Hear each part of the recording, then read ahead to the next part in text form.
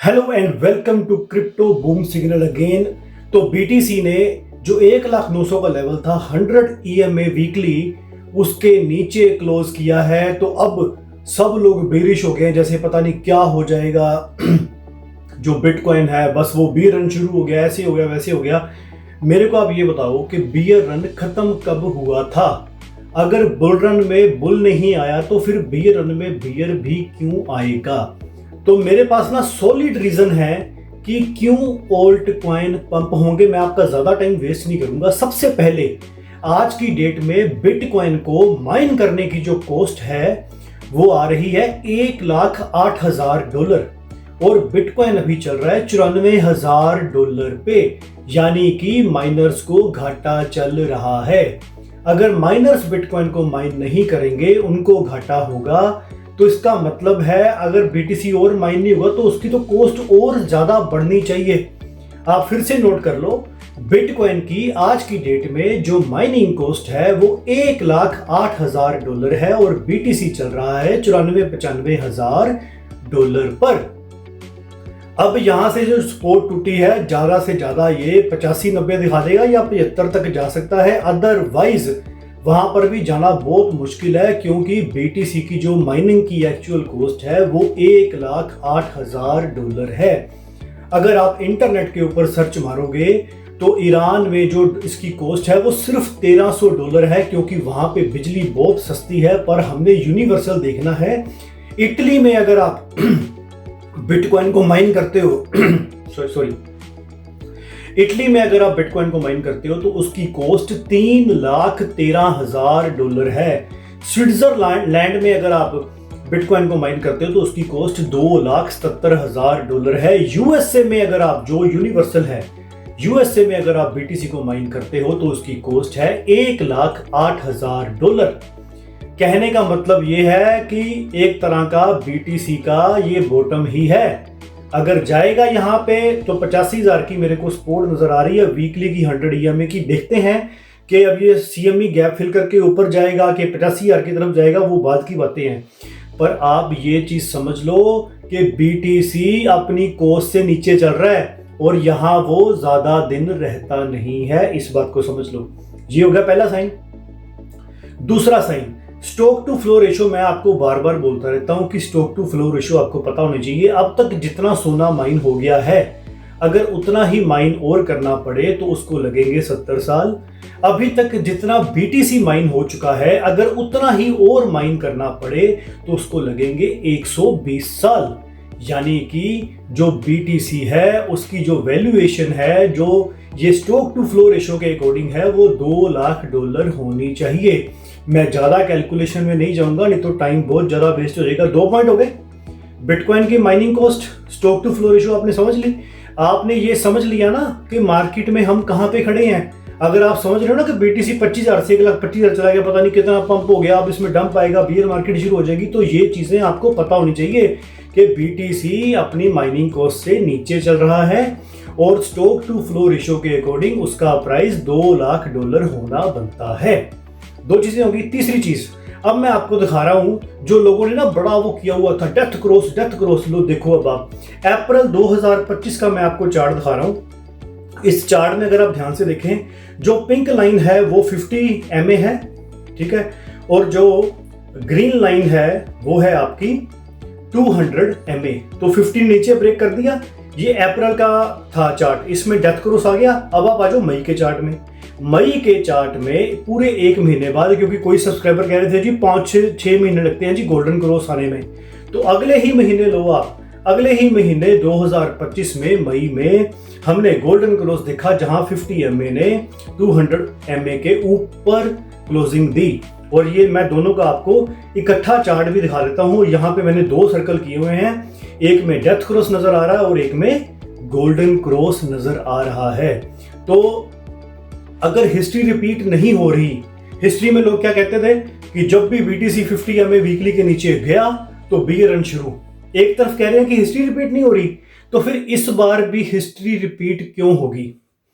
आप खुद से पूछो ना ये क्वेश्चन। दूसरे नंबर के ऊपर, जब आपके ओल्ट कॉइन सारे ही ओवरसोल्ड जोन में पड़े हैं तो भैया ये तो बाय करने का टाइम है। YouTube के ऊपर जितने भी यूट्यूबर हैं, जो भी हैं, वो आपको कहते हैं कि आओ हमसे क्लास लो। वो आपको कुछ पैसे बोलते हैं, $200 दे दो, $300 दे दो। मैं तो किसी से पैसे नहीं मांगता। उनका पहला बेसिक रूल पता क्या होता है कि जब भी एक्सट्रीम फियर हो, ओवरसोल्ड जोन हो, तो आप चीजों को बाय करो, और जब एक्सट्रीम ग्रीड हो, 90-100 पर हो और चीजें ओवरबोट हो जाएं, RSI भी ओवरबोट हो जाए, तो आप चीजों को सेल करो।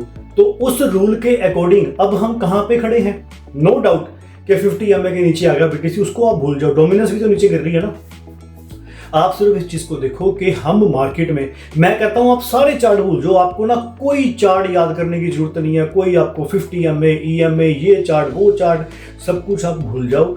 आप सिर्फ एक चीज याद रखो कि मार्केट में हमारे जो कॉइन्स हैं वो ओवरसोल्ड जोन में है कि वो ओवरबोट में है। तो जवाब है ओवरसोल्ड।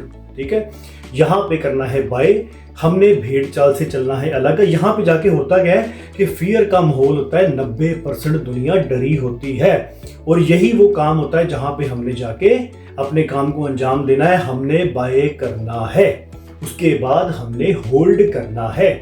अब हम जो लोग बाय कर चुके हैं, हम अब होल्ड करेंगे। कब तक? जब तक ओवरबोट जोन नहीं आता, जब तक ग्रीड लेवल 90 से 100 के बीच में नहीं आता।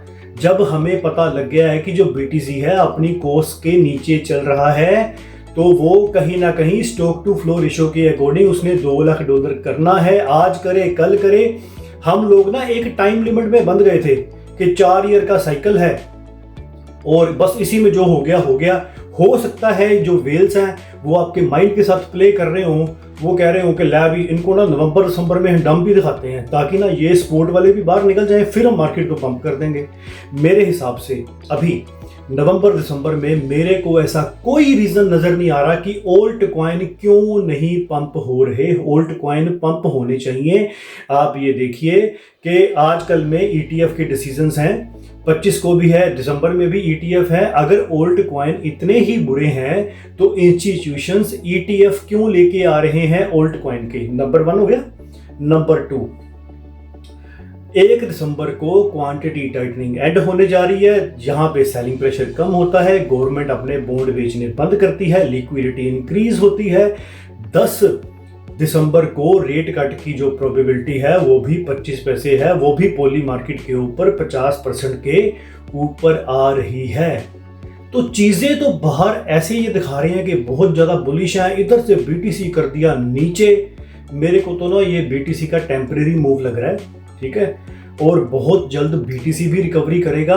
और अगर BTC नीचे भी जाता है तो कहीं ना कहीं जाके तो BTC ने स्टेबल होना है, ठीक है। बाहर जो वेल्स बैठी हैं उनके पास इतना दम नहीं है कि वो गोल्ड को, सिल्वर को और USA के स्टॉक्स को जो करंट प्राइस है वहां से 2x कर दे। इतना दम नहीं है वेल्स में। हाँ, वेल्स जो हमारे कॉइन्स हैं, ओल्ड कॉइन स्पेशली, उसमें उनमें इतना दम है कि इसमें 2, 4, 5 ट्रिलियन भर के इसको पूरा फुल ऊपर तक लेके जाओ और ये जो कॉइन है आपके वो 5 से 10 गुना तक पंप हो जाएं।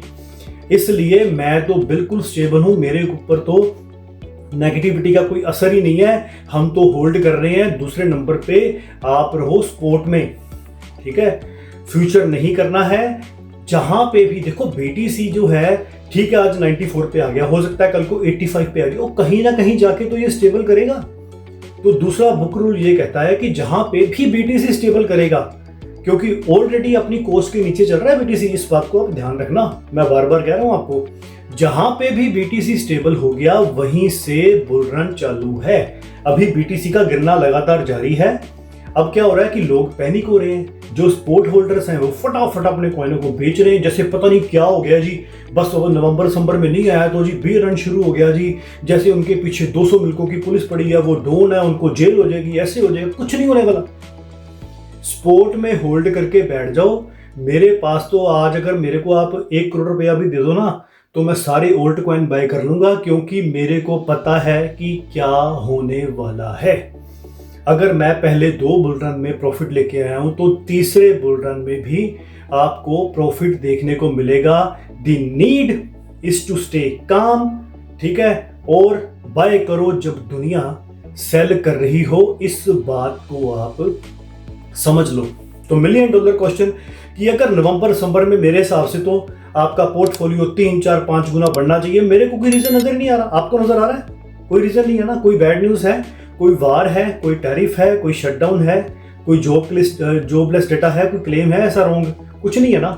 तो फिर मार्केट पंप होनी चाहिए ना। अगर फिर भी पंप नहीं हो रही तो मैं तो होल्ड करूंगा। मेरे कॉइन ओवरसोल्ड जोन में है, मैं कब तक होल्ड करूंगा? जब तक वो ओवरबॉट में नहीं जाते।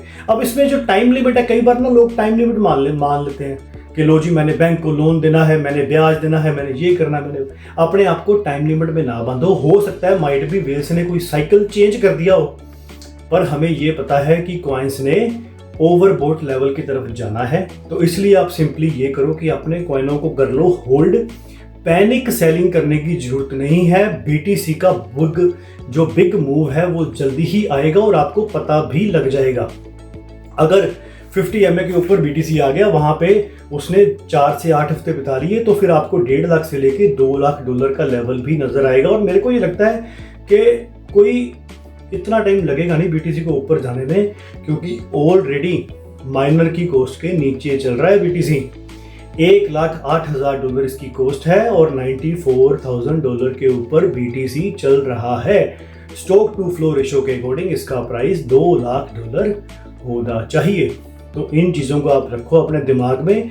मिलियन डॉलर लोगों का क्वेश्चन है कि अगर नवंबर दिसंबर में ओल्ट सीजन नहीं आया तो फिर क्या होगा? फिर हम पुलिस थाने में फ़ोन करेंगे, उनको पूछेंगे कि भाई मेरे ओल्ट कॉइन पंप नहीं हुए तो क्या मेरे को जेल तो नहीं होगी? अगर उसका जवाब नहीं है तो आप अपने कॉइन्स को होल्ड करो। तो कहने का मतलब ये है, मैं मजाक कर रहा हूं, आपको अपने कॉइन्स को होल्ड ही करना है, ठीक है? सेल करके आप सिल्वर गोल्ड बाय करने जाओगे बाहर? मार्केट में सब चीजें महंगी हैं। वेल्स को भी पता है कि सस्ता माल कहां पे मिल रहा है। सस्ता माल कौन सा है? ओल्ट कॉइन्स। बीटीसी भी नहीं है, इथेरियम भी नहीं है, सस्ता माल कौन सा है? ओल्ट कॉइन। उठा लो जितने उठाने हैं, होल्ड कर लो, कोई बात नहीं। डिलेड हो गए हैं, डिनाई बिल्कुल नहीं होंगे। 2 बुल रन में अच्छा कमाया है तो तीसरे में भी कमाएंगे। विश्वास रखो, आप एक दिन होगे कामयाब। मन में है विश्वास, हमसे है जमाना, हम जमाने से नहीं। ये बात को आप ध्यान रखना कि हमने वहां पे जाके बाय करना है जहां लोग डर रहे हैं। तो अभी देखते हैं कि कल बीटीसी कहां पे क्लोजिंग करता है। जो अभी इसकी सपोर्ट है वो 85 के ऊपर आ रही है, जो वीकली सपोर्ट है, ठीक है? तो क्या पता 92-93 से सीएमई गैप फिल करके फिर ऊपर ही चले जाए। तो जो बीटीसी का मूव है वो तो मैं आपको आने वाले दिनों में अपडेट कर दूंगा। आप इस बात को ध्यान रखो कि बिल्कुल हम सारे लोग बॉटम आउट हो चुके हैं। यहां से अगर ओल्ड कॉइन को कहीं जाना है तो ओवरबॉट का लेवल ही है। ओवरसोल्ड में आप इनको ज्यादा देर तक नहीं रख सकते, ठीक है? तो no panic selling, believe in bull run तो आना ही है। वो आपको, ठीक है, टाइम के हिसाब से आप लोग देख रहे हो तो आपको लग रहा है कि शायद कोई बी रन शुरू हो गया। बी रन तो खत्म नहीं हुआ था ना, तो शुरू होने का तो मतलब ही नहीं ना बनता। तो हिस्ट्री अगर नहीं रिपीट हो रही, बुल रन में बुल नहीं आया तो फिर बी रन में बियर भी नहीं आएगा। और आपके ओवरसोल्ड जो कॉइन्स हैं वो ओवरबॉट में जाने हैं। ETF ओल्ड कॉइनों के आ रहे हैं, ये भी बात आप ध्यान रखना।